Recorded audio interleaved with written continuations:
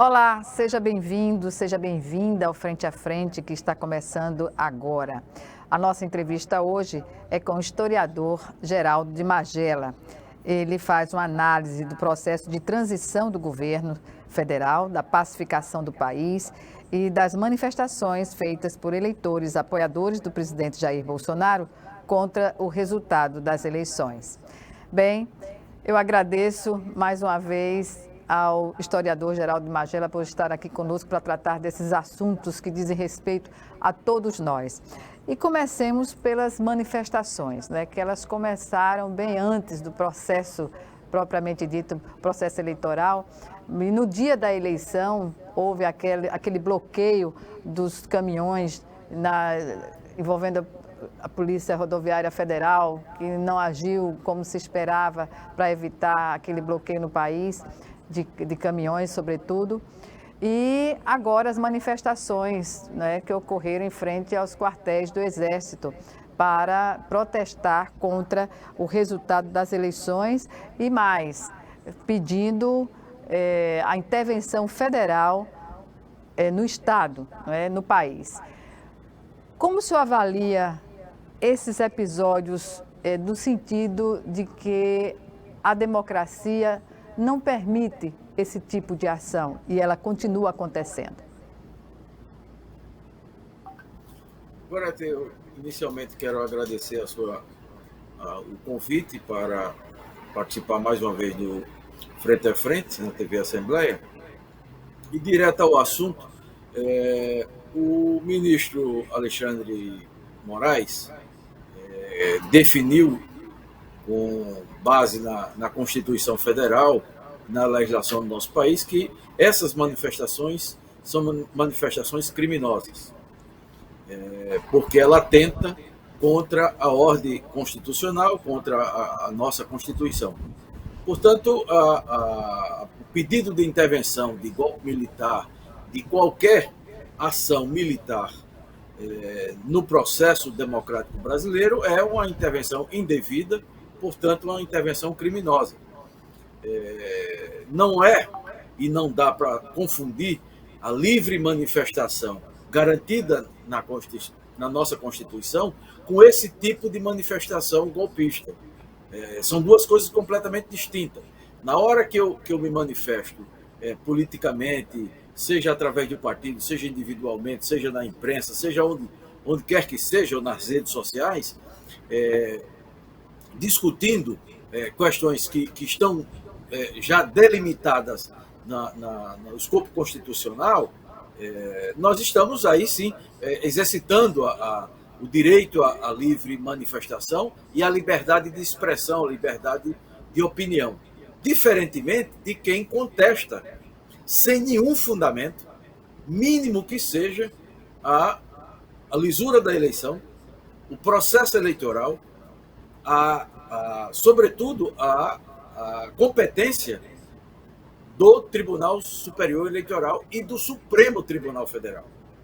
Então, essas manifestações, todas elas no Brasil, já foram classificadas e estão sendo investigadas como atos criminosos.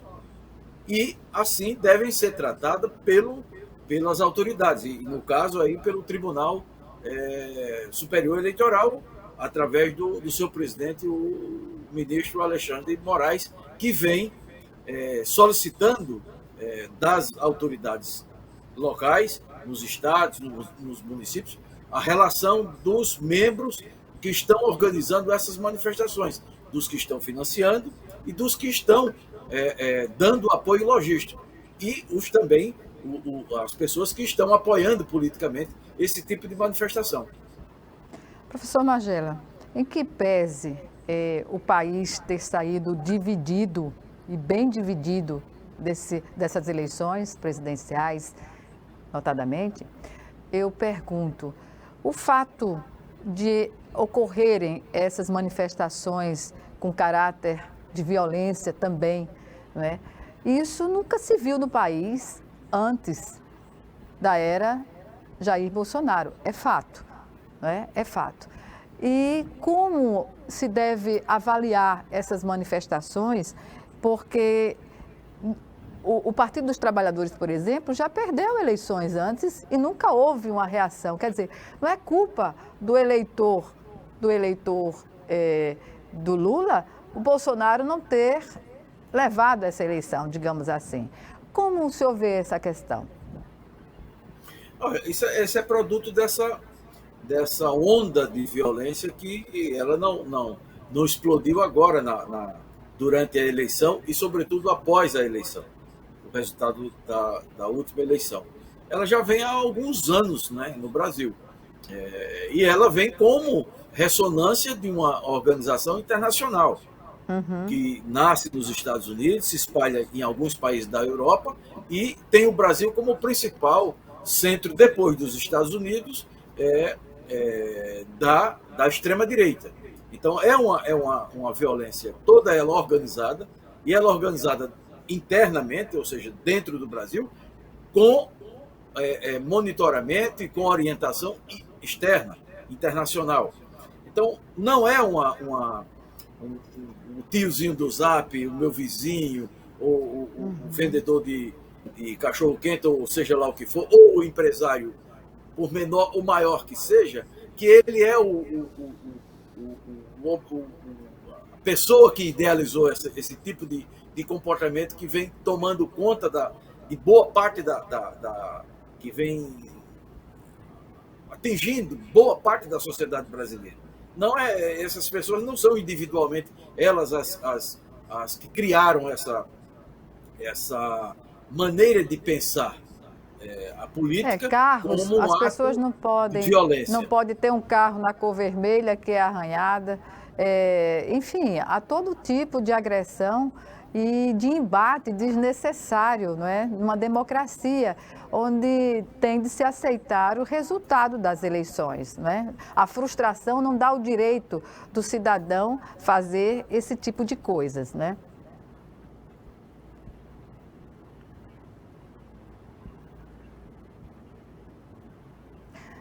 Houve um pequeno problema. Todas essas pessoas, Gorete, que estão pedindo nas redes sociais, no parlamento, até mesmo na mídia, parcela da mídia, que está reivindicando participação democrática, liberdade de imprensa, liberdade de contra a censura, etc.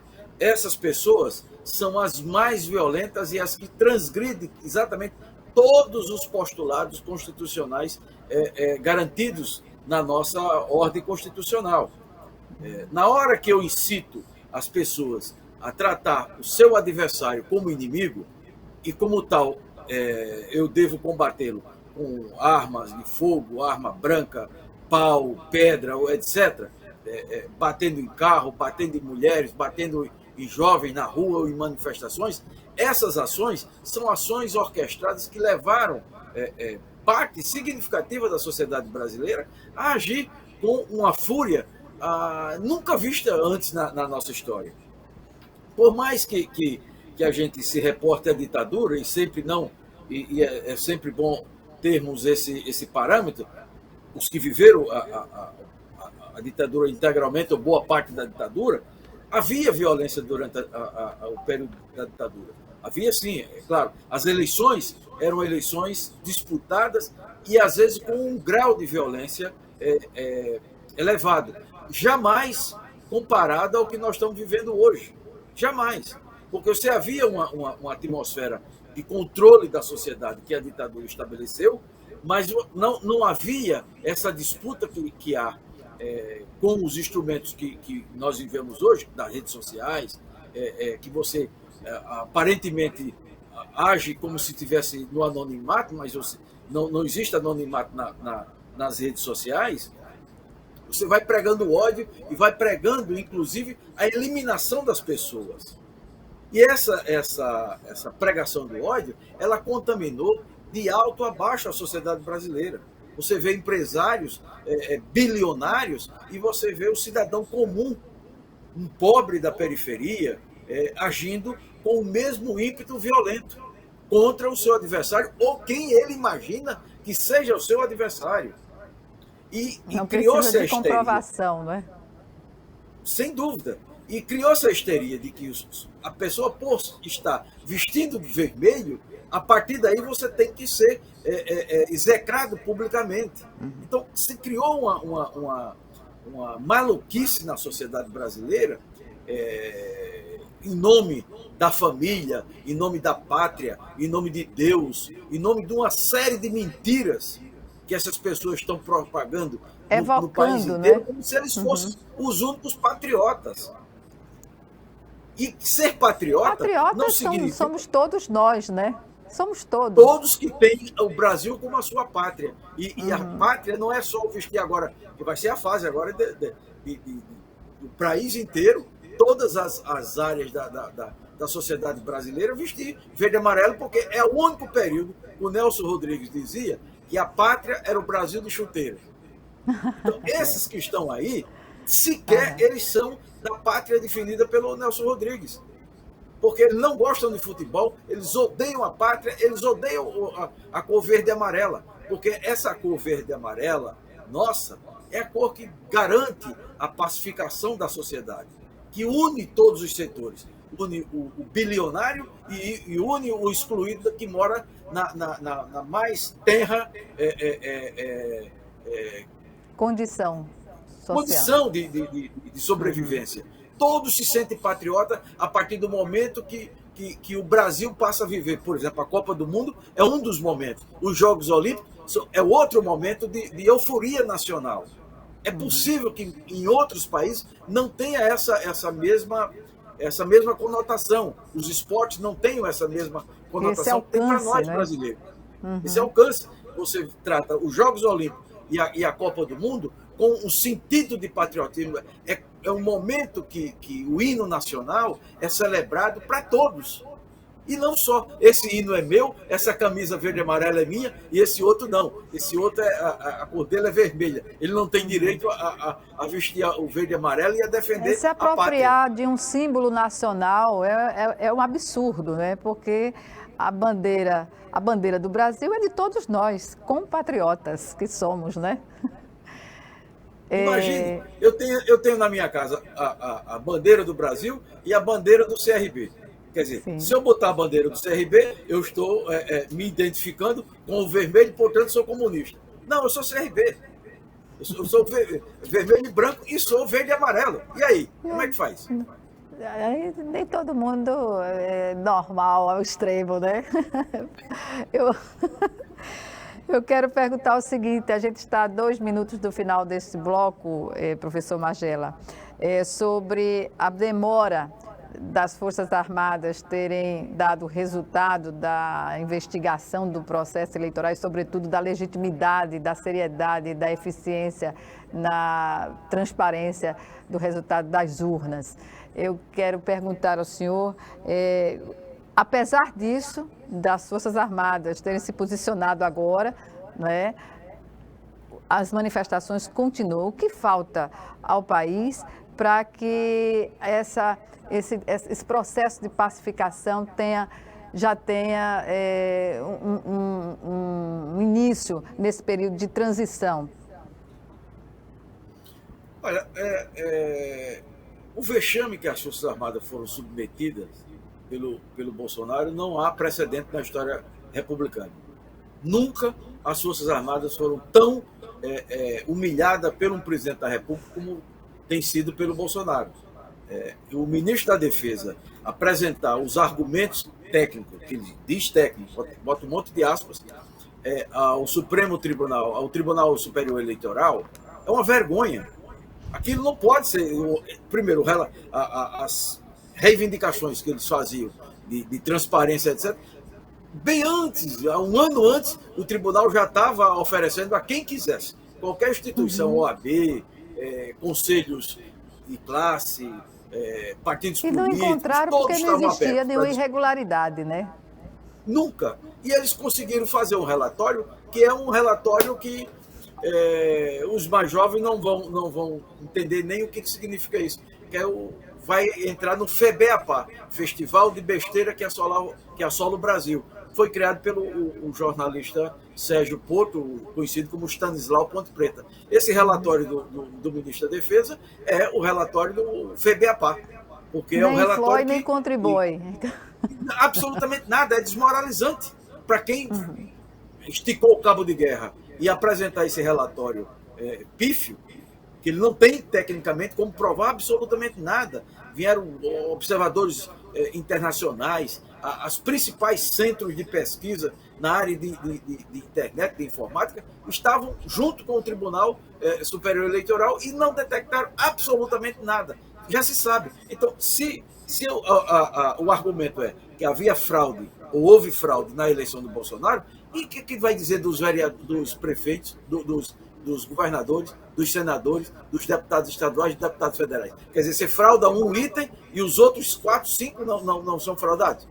Então é uma coisa tão idiota que você não pode levar a sério. O país não pode levar a sério. Não pode levar a sério uma coisa dessa. Só o ridículo do que se submeteu às Forças Armadas a esse tipo de vexame público. E a demora, né? Foi para o segundo turno das eleições, quando já poderia ter resolvido essa questão no primeiro turno, né? Pronto. O país tem hoje o principal dirigente, vou botar aspas, mas a principal figura do Brasil chama-se Alexandre de Moraes, o Xandão. O Xandão é o cara que garantiu, não que os outros ministros não tenham condições de garantir, mas pela experiência dele. Primeiro foi secretário de Segurança, pela ação técnica dele e política, no sentido de enquadrar os criminosos, de enquadrar o presidente Bolsonaro. Surpreendentemente, porque enquadrou todos que tentaram desqualificar o processo eleitoral brasileiro. Garantir a normalidade do processo. E surpreendentemente, porque quando ele foi indicado, se não me engano, foi no governo Temer, né? O presidente Temer, que o indicou. Foi pelo Temer. Pois é, não se tinha grandes expectativas, porque na época o governo Temer também foi alvo de muitas críticas da sociedade e de partidos políticos também, dadas as condições em que ele governou na época, com o impeachment da presidente Dilma. Portanto, professor Magela, para a gente encerrar essa questão das manifestações, o que é que se espera agora para, digamos assim, desqualificar, porque não é possível que essas manifestações elas perdurem, né, ad eterno. Como fica essa situação? Uma manifestação que pede a volta da ditadura, a volta do regime militar. Como isso pode perdurar?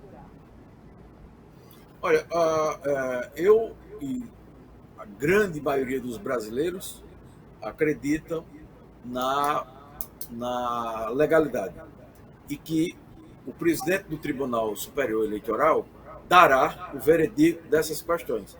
Ele tem insistido, tem recebido informações, a Polícia de Alagoas mandou parcialmente informações dos grupos de WhatsApp que estão circulando essas propostas golpistas de intervenção militar, de ditadura, e algumas até com agressões ao próprio Supremo e ao Tribunal Superior Eleitoral, mas falta enviar os agentes que estão financiando essas manifestações. Veja que aquilo não é um acampamento qualquer. Você tem uma cozinha muito bem montada, comida de primeira linha, no horário, todo mundo se alimenta, então alguém está financiando isso. E são empresários que estão financiando. Não é, professor Magela? Não existe espontaneidade nisso. Eu participei de movimento estudantil anos e todas as vezes que a gente queria organizar um congresso, ou que tentamos organizar, ou que organizamos congresso, era um sufoco para adquirir alimentação para os membros, os participantes do congresso. Tinha que sair fazendo cota pelos cantos, das empresas, etc. E como é que você tem uma manifestação na porta do quartel do Exército aqui em Alagoas, com todas as garantias estabelecidas? O trânsito é interrompido, a ciclovia é interrompida, a prefeitura não se manifesta, a polícia não identifica, ou se identifica, não divulga os policiais militares e da ativa que estão participando, inclusive ameaçando deputados, como o deputado Paulão sofreu ameaça pelo WhatsApp. Então, todas essas questões serão cobradas pelo o ministro Alexandre Moraes, e nós queremos, a sociedade quer saber quem são os financiadores. Simplesmente isso. Então, estamos agora no final do nosso primeiro bloco e o Frente a Frente vai para um pequeno intervalo e volta já já.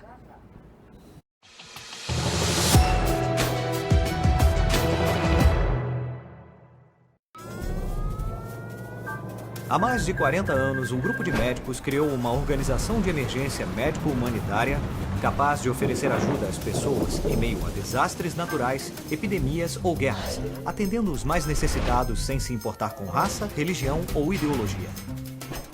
Hoje, Médicos Sem Fronteiras envia equipes totalmente preparadas para responder a emergências por todo o mundo. Nossos profissionais são financiados por pessoas como você e eu. Conheça-nos, participe, apoie, porque juntos chegamos mais longe.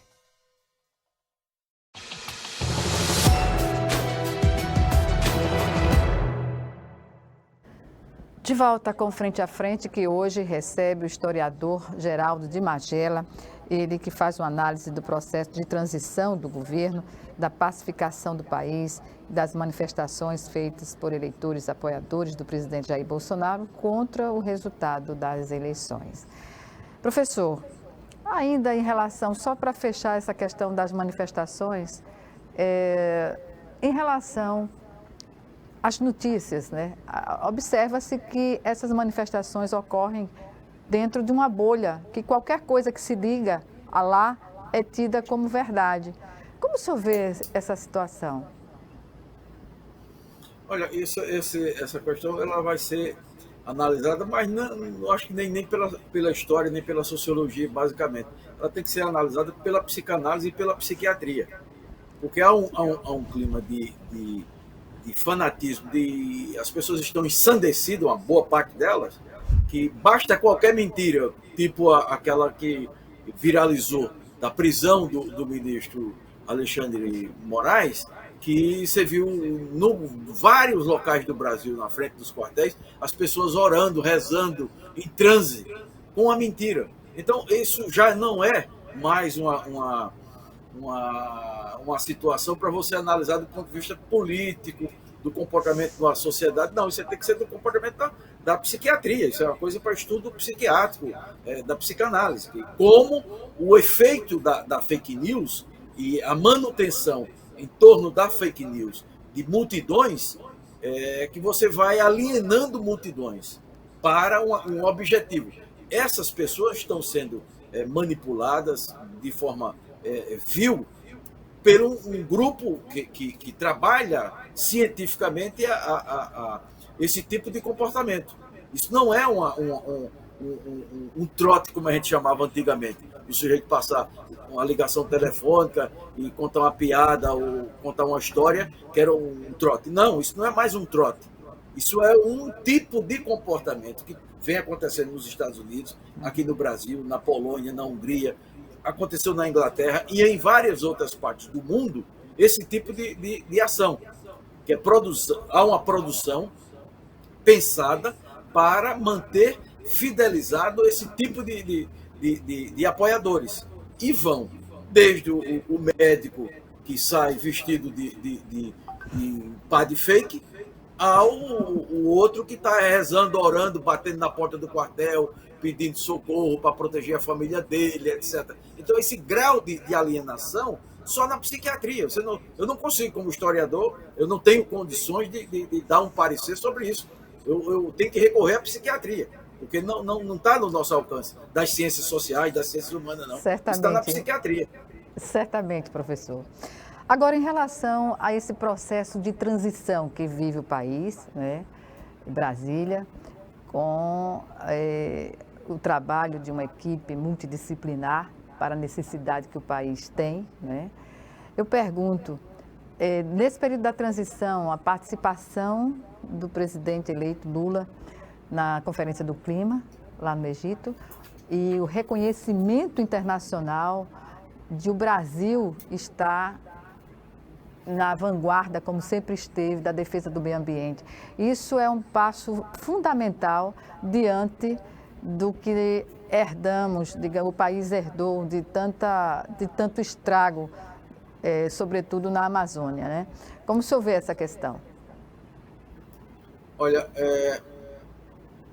esses grupos que estão sendo montados na equipe de transição de várias áreas, né? Meio ambiente, esporte, cultura, infraestrutura, saúde, educação, etc. E por falar nisso, agora há pouco eu li na rede social a notícia que a Isabel, ex-jogadora de vôlei, que tinha sido relacionada entre as pessoas que iam participar do grupo da transição na área de esporte, e faleceu hoje pela manhã. Uma perda lamentável da Isabel, a grande atleta, a grande figura do esporte nacional. Então, esses grupos, e muito heterogêneo, que é uma característica do presidente Lula, é de botar os contrários para dialogar. Porque esse que é o exercício mais eficaz da democracia. É você colocar as pessoas que pensam diferente na mesma sala para dialogar do ponto de vista civilizado e encontrar caminhos, propostas, discutir propostas que possam balizar um programa de governo e ações do governo a partir de janeiro. Então, você tem, na área da economia, você tem lá, desde banqueiros a economistas menos ortodoxos ou economistas desenvolvimentistas, mas você colocou lá os pais do Plano Real a economistas que sempre estiveram no campo da esquerda, como, por exemplo, o ex-ministro Guido Mantega. Só um parênteses. Então, você tem hein? Uhum. Pois não. Pode concluir. Então, você tem essa podemos chamar assim, essa arquitetura de trabalho montada pelo Lula, dará seguramente uma orientação maior para o seu governo. Isso não significa que quem está sentado nessas cadeiras já sai dali candidato a ministro. Isso é outra maluquice, criada porque, como você está numa situação, vamos usar uma expressão que não é adequada, mas estamos na entre-safra, entre o resultado das eleições e a posse. Então, a mídia nacional, você não tem grandes notícias para ocupar o tempo inteiro e todos os dias, né? Então, você vai ter que criar o ministro A, o ministro B, está cotado, não está cotado, esse está queimado, esse era esse, etc. Então, você tem os lobbies também. Né? Você tem os lobbies. Uma preocupação, permita-me, uma preocupação que quando o presidente Lula falou sobre extinguir a fome no Brasil novamente, que o mercado reagiu mal às questões ligadas aos ajustes fiscais, enfim, e preocupados também com o teto de gastos. Mas o teto de gastos já foi furado há muito tempo, não é? Abrir essa possibilidade de deixar à parte o que cabe ao benefício social, isso é um compromisso não só do governo Lula, mas é um compromisso do Congresso também. O senhor não entende assim? Sim, mas essa entidade divina chamada mercado, você não sabe exatamente o que é isso. Eu não li pelo menos, nem assisti nenhuma entrevista de presidente dos bancos do Brasil, do Santander, do Itaú, do Bradesco, etc., se manifestar sobre isso. O que há são investidores de fundos de investimento que especulam na Bolsa. Isso é o que se chama de mercado. São essas figuras que estão plantando tudo que é coisa. E bancos de investimento. Na época do Paulo Guedes não fazia isso, porque Paulo Guedes, além de banqueiro, não é? Tudo foi feito para eles, né? É. Tudo foi feito para eles. Agora, o que está se discutindo do ponto de vista do capitalismo, não é o capitalismo financeiro, não é as grandes corporações financeiras que estão no mundo inteiro. É do ponto de vista do capitalismo mesmo, da indústria, do comércio, como desenvolver isso sem sem renda no país. Cada vez mais a concentração de renda na mão de fundos de investimento, de grandes investidores nacionais e internacionais, em detrimento da fome e da miséria do povo brasileiro. Então, como chegar à equação dentro do capitalismo? Como estabelecer uma relação minimamente possível de se conviver? Como? Onde as pessoas não querem. O que o Lula quer não é algo que vai mexer no bolso dessa gente. Dar comida 3 vezes ao dia ao povo brasileiro não significa tomar a fortuna, os bilhões de dólares desses investidores. Não. O que nós queremos é pegar o Estado brasileiro e botar o Estado brasileiro a serviço da nação, a serviço dos que trabalham, dos que estão desempregados, dos que estão excluídos do processo capitalista. É somente isso.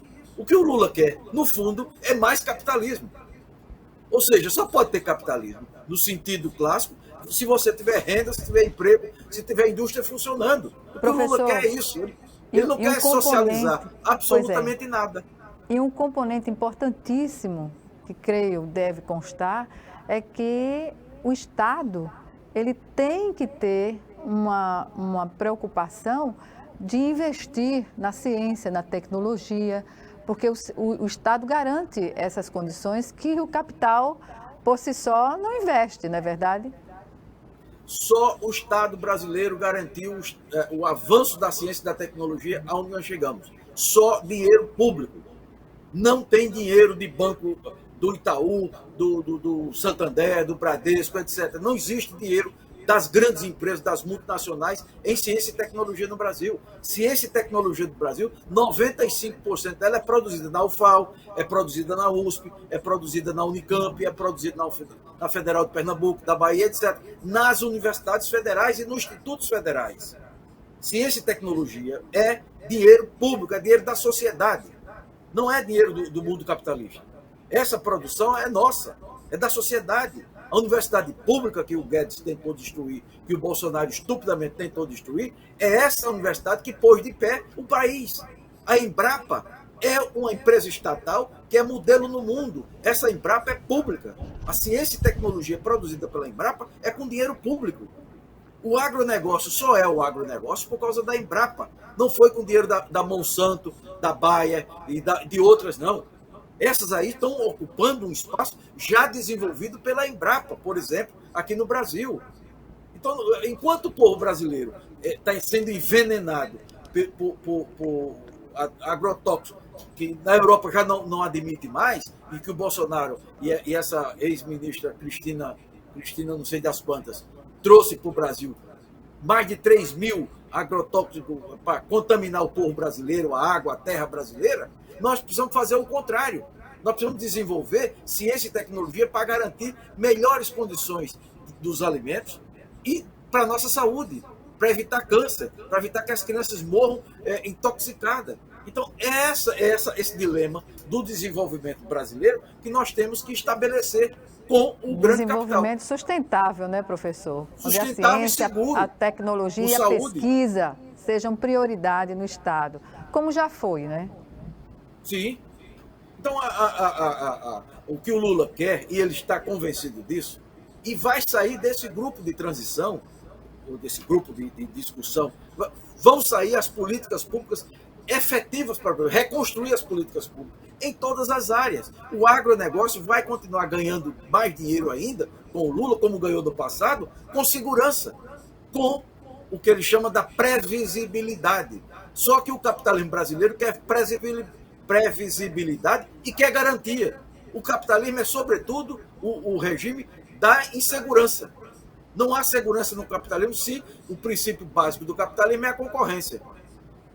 Esses capitalistas brasileiros eles querem uma garantia dada pelo Estado brasileiro. No caso da empresa ter prejuízo, é o Estado que banca. Quando tem lucro, o lucro é da empresa, é privado. Então, o que o Lula uma relação injusta, né, professor? É uma relação injusta, né? Completamente. Porque... Completamente. É uma relação de sanguessuga. Uhum. O que o Lula abriu de mercado internacional no governo dele e a Dilma continuou, o agronegócio passou a ser uma atividade exponencial no mundo. Já era grande, cresceu mais ainda. E cresceu com o quê? com um presidente da República andando o mundo inteiro apresentando o agronegócio brasileiro.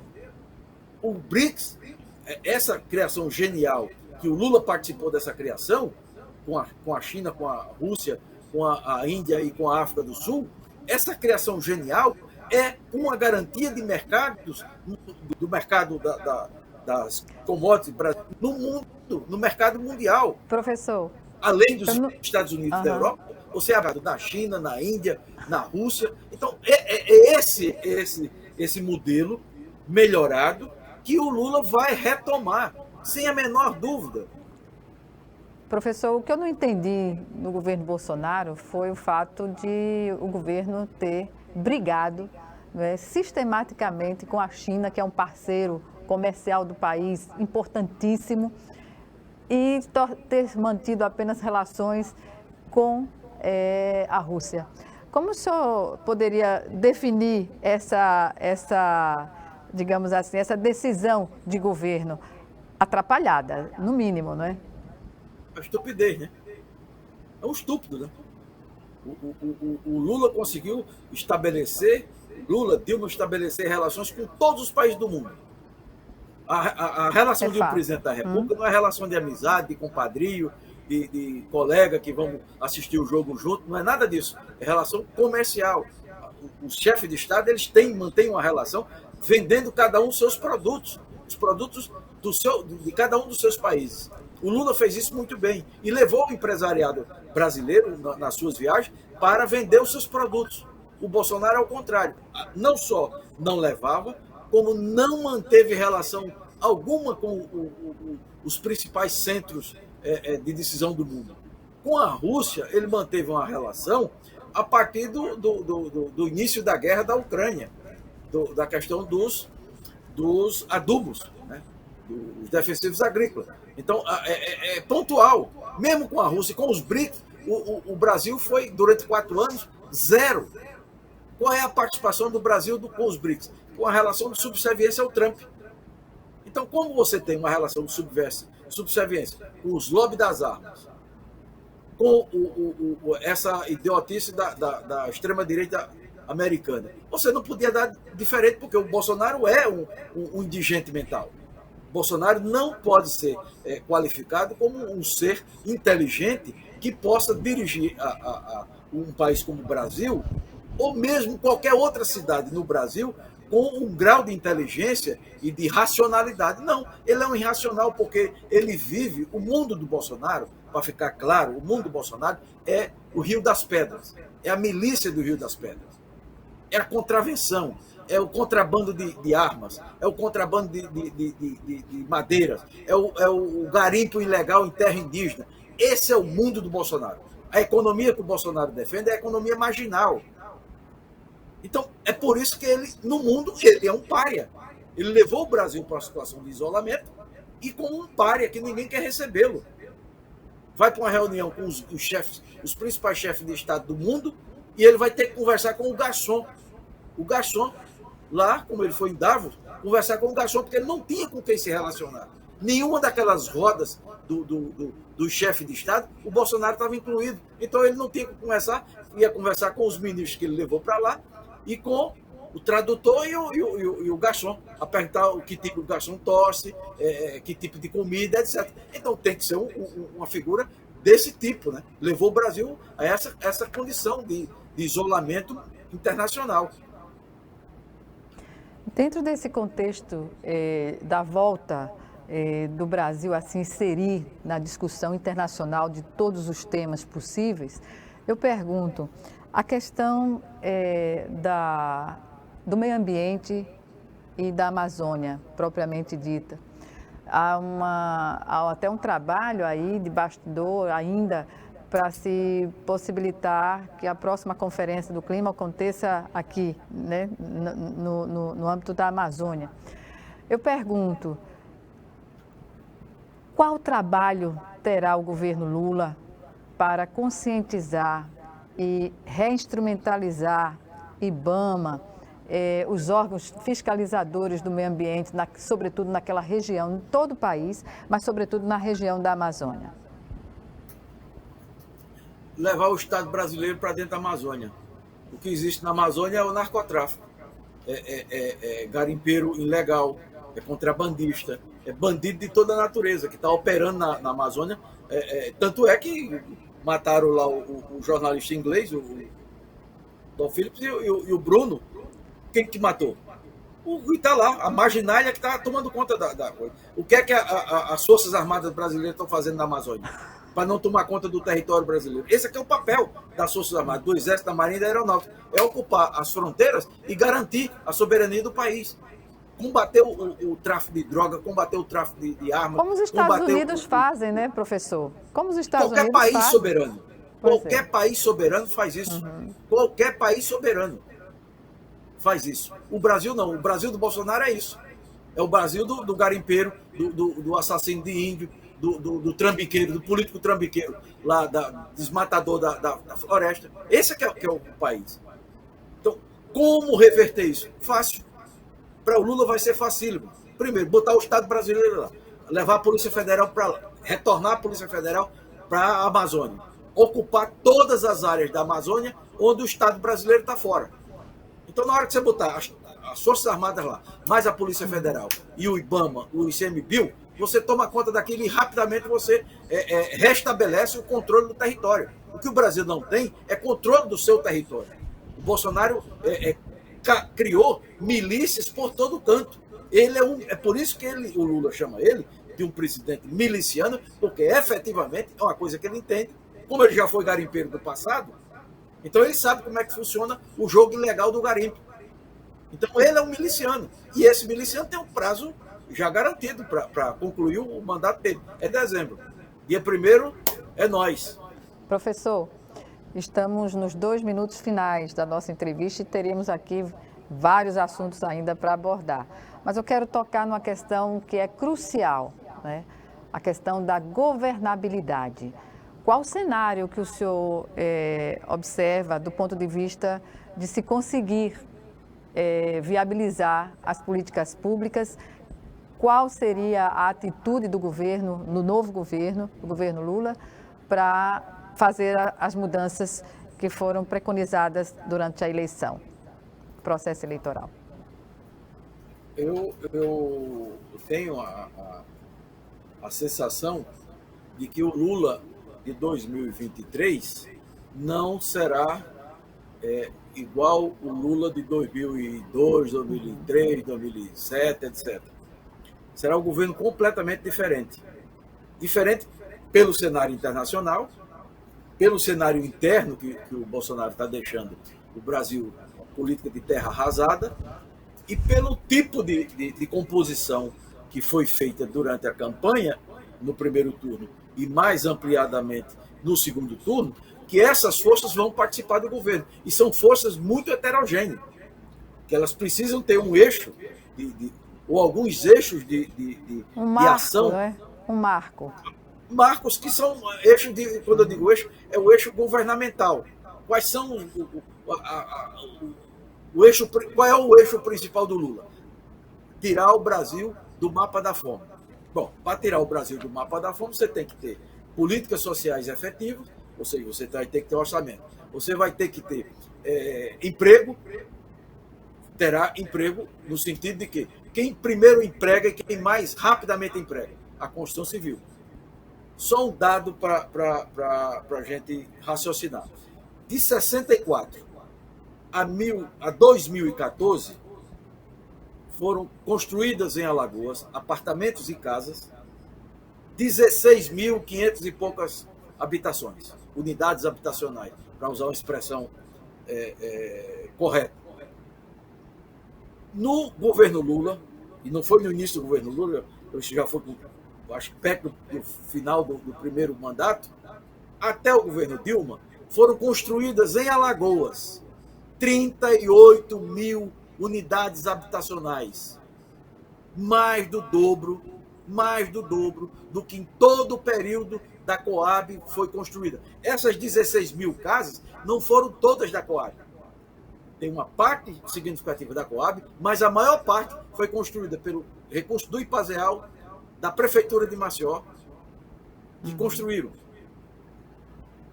16 mil casas. Em menos de 9 anos de governo Lula, Dilma, foram construídas 38 mil unidades habitacionais. Qual é a lógica de um empresário da construção civil de Alagoas ele ser contra o governo Lula? Qual é a lógica, a não ser o lado ideológico? Aí ele vai ter que escolher. Se ele, e eles fizeram a escolha entre um governo de esquerda ou de centro-esquerda, tendo o comandante sendo Lula, e um ultradireitista, um extrema-direita como o Bolsonaro, ele fez a escolha do Bolsonaro. Boa parte da Constituição Civil alagoana fez a parte por isso. Aí você vai vendo, do Temer para cá, a quebradeira da indústria da construção civil. Então, só o fanatismo leva a gente pragmática, em tese, como são os empresários, como devem ser os empresários, a fazer essa opção maluca. Mas foi feita. Agora, Minha Casa Minha Vida é fato. Minha Casa Minha Vida. Todos ganharam. Quem precisava da casa e quem representava a construção da casa, né? E olhe que o setor que mais precisa de casa, que era o da primeira faixa, que vai do zero de renda a 1.999, e o intermediário que ia até 2.000 e poucos reais de renda, esses tiveram apenas, das 38 mil casas, apenas 12 mil casas construídas. E essas casas que foram construídas, elas ficaram lá, tipo a Pris Vilela, nos cantão de Maceió, onde não tinha linha de ônibus, onde não tinha acesso, onde as creches não foram construídas no tempo hábil. E a taxa de lucro dessas empresas foi altíssima. Isso é dinheiro público. Professor. Então, esse programa Minha Casa Minha Vida, ele voltará com muito mais força do que teve no passado. E aí você vai ver, a necessidade, inclusive, hoje é maior, né? Empunharem bandeira de defesa do progresso, do desenvolvimento, etc. Professor, infelizmente, estamos já encerrando o nosso Frente a Frente. O senhor pode ficar à vontade para as suas considerações finais. Eu quero agradecer, como sempre, a generosidade e o espaço livre que eu tenho aqui na TV Assembleia. No Brasil que nós vivemos hoje, é um dos raros lugares onde se fala abertamente o que pensa. E eu falar abertamente o que penso, significa que eu estou respeitando o meu oponente. Quem diverge de mim, eu não quero nem prendê-lo, nem censurá-lo, e muito menos eliminá-lo fisicamente. Eu quero conviver com ele, ganhar no debate das ideias. Pois bem, o Poder Legislativo faz da sua comunicação um elo, não é, de democracia entre o poder e a população, através da TV também. Eu agradeço mais uma vez a sua participação e até uma próxima oportunidade. Obrigado. Obrigada. Bem, encerramos aqui o nosso programa e agradecendo, claro, a você pela audiência. Até o nosso próximo encontro. Até lá.